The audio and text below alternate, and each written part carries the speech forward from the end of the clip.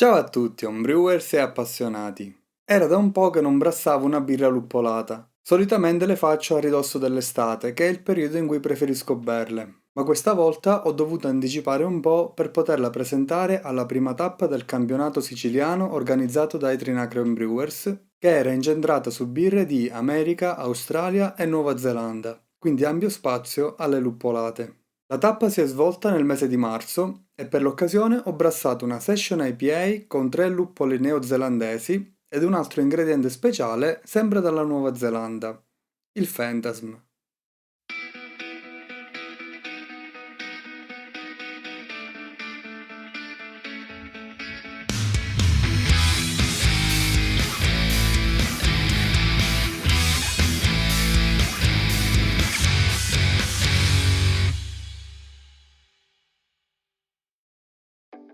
Cotta numero 72, batch da 23 litri.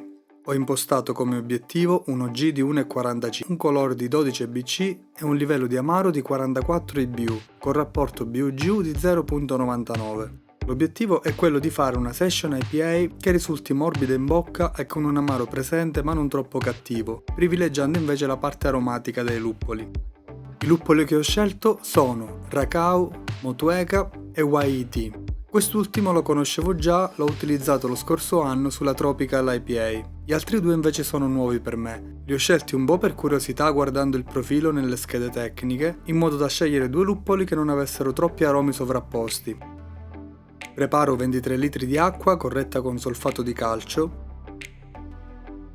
Come grist ho previsto 69% di Mary's Otter e anche questa volta ho deciso di usare orzo e avena in fiocchi nelle percentuali di 16 e 10%. Questi mi aiuteranno ad ammorbidire il taglio amaro dei luppoli.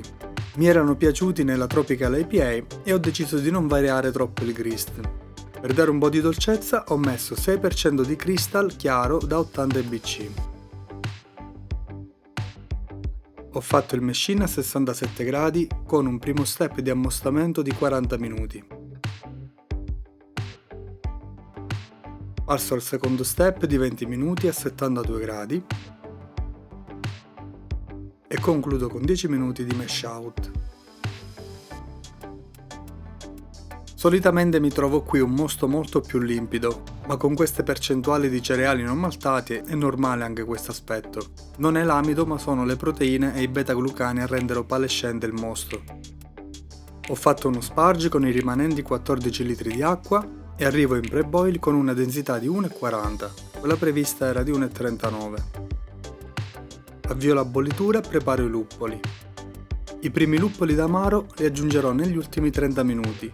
In birre del genere come questa Session IPA preferisco fare l'aggiunta in amaro a meno 30 minuti. Questo mi dovrebbe consentire di ottenere gli IBU desiderati lasciando però più sapore ai luppoli e forse anche l'amaro potrebbe essere più gentile. Per la prima gettata, a meno 30 minuti, ho usato 20 g di Motueka da 7,1% di alfa-acidi, 20 g di Rakau da 9,1%, che aggiungeranno 12 e 14 IBU. Negli ultimi 10 minuti, 20 g di Motueka, 30 g di Rakau e qui aggiungo anche 30 g di YET, che a differenza degli altri due è un luppolo con un valore di alfa-acidi molto basso e un aroma molto delicato, per cui non avrebbe senso utilizzarlo in amaro. Con queste gettate raggiungo i 44 IBU previsti e completo la luppolatura in aroma durante il raffreddamento. Appena il mosto è stato portato sotto gli 80 gradi, faccio una gettata in upstand con 30 g di Motueka, 20 di Rakau e 30 di YET. Sempre in raffreddamento è la volta del Phantasm. Si tratta di un estratto in polvere di uva Sauvignon Blanc. Questa polvere è ricca di precursori tiolitici che dovrebbero enfatizzare molto l'aroma dei luppoli. Ho aggiunto tutta la bustina da 100 grammi, che già per un batch da 23 litri rientra nel dosaggio basso del range consigliato.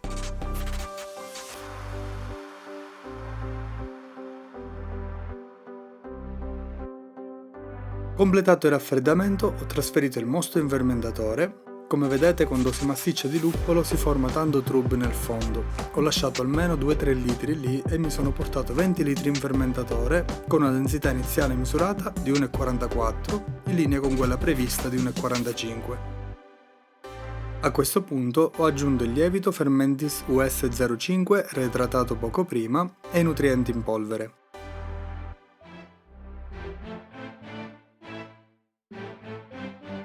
Ho avviato la fermentazione a 18,5 gradi e ho proseguito con un rialzo di mezzo grado al giorno già dal secondo giorno. È uno schema che seguono le birre a basso G che tendono a finire molto presto la fermentazione primaria. Al quarto giorno, essendo ancora il lievito in attività, ho fatto un dry hopping con una dose di luppolo totale di 3,9 grammi litro.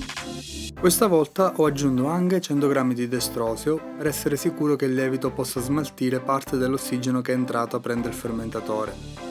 Non potendo trasferire la birra in un altro fermentatore, a pochi giorni dal dry hopping ho scelto di imbottigliare un po' prima, per non estrarre troppo aroma vegetale dai luppoli. Quindi ho fatto un breve cold crush di 3 giorni e ho imbottigliato al 16° giorno, dopo 12 giorni dal dry hopping. La densità finale della birra è di 1,14. Ho fatto priming con 2,4 volumi di CO2 per litro. Non è una delle mie birre più pulite, ci sono ancora tante particelle di luppolo in sospensione. Ho tenuto le bottiglie una settimana in rifermentazione a 20 gradi e poi le ho messe al fresco.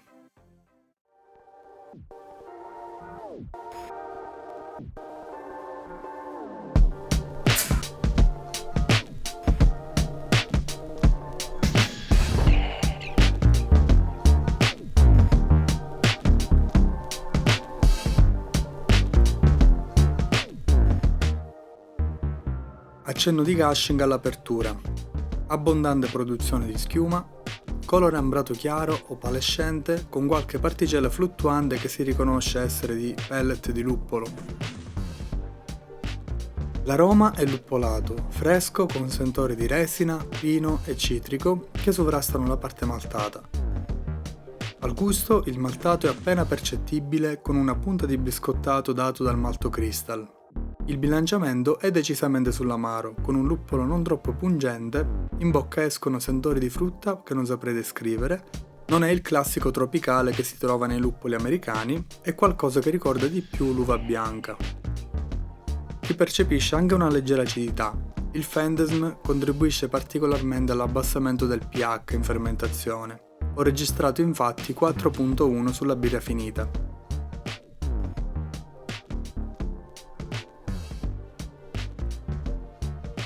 Il corpo è morbido, riesce a mitigare l'accenno di astringenza finale lasciata dai luppoli. La carbonazione è abbastanza presente, decisamente troppo per il tipo di birra. Disturba il servizio e anche la bevuta. Facendola sgasare bene rende meglio.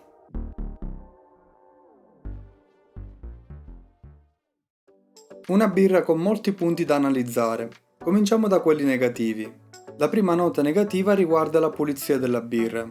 Ci sono troppe particelle di luppolo in sospensione e queste all'apertura fungono da centri di nucleazione per la CO2 e sono responsabili del fenomeno del gushing. Oltre al gushing ho avvertito la birra più carbonata del previsto. Per quanto riguarda la sovracarbonazione sto cercando di capire quale può essere la causa.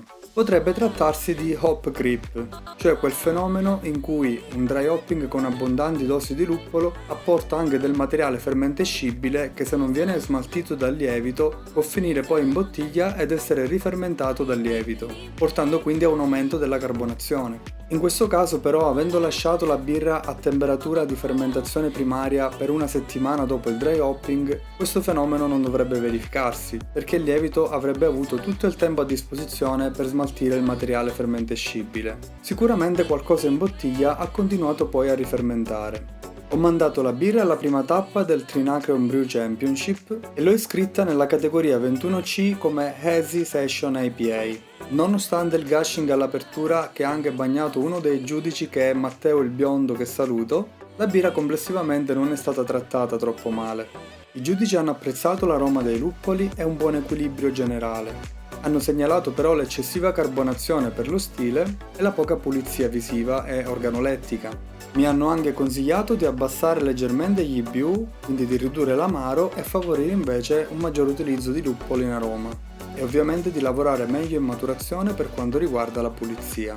La birra è uscita con 32 e 36 su 50. A quanto ho saputo per quella tappa non sono stati neanche dei punteggi così negativi, però non sono bastati per arrivare al tavolo finale e la birra si è piazzata poi complessivamente 11ª sulle 30 birre iscritte. Per quanto riguarda gli aspetti positivi, è stato interessante provare questi 3 luppoli neozelandesi. È difficile quantificare il singolo contributo di uno dei 3 luppoli, però quello che mi ha convinto meno, già aprendo la bustina dall'aroma, è il Racao. Ci ho trovato qualcosa di insolito che non mi è piaciuto tanto. Per quanto riguarda invece la freschezza dei luppoli percepiti in aroma, la birra ne è uscita abbastanza bene. Non mi è stata segnalata ossidazione e con i mezzi che ho penso che questo sia il massimo che possa fare. L'altro ingrediente speciale invece, il Phantasm, non so quantificare ovviamente quale contributo abbia potuto dare nella birra in generale. Per quanto riguarda i sentori di uva che ho percepito, non saprei se derivano direttamente dal Phantasm o anche dai luppoli neozelandesi che solitamente hanno questa caratteristica, cioè di avere aromi che ricordano l'uva Sauvignon. Per il momento su questa birra è tutto. Ho ancora molto da studiare e migliorare su questa tipologia di birre. Se avete commenti o suggerimenti da darmi, ad esempio su come migliorare la pulizia della birra, oppure come evitare il fenomeno dell'hop creep, scrivetemi sotto nei commenti. Se il video vi è piaciuto lasciate anche un like e se siete nuovi e non l'avete ancora fatto, vi ricordo sempre di iscrivervi al canale. Il vostro supporto per me è sempre di grande stimolo e aiuto per continuare. Ci vediamo al prossimo video.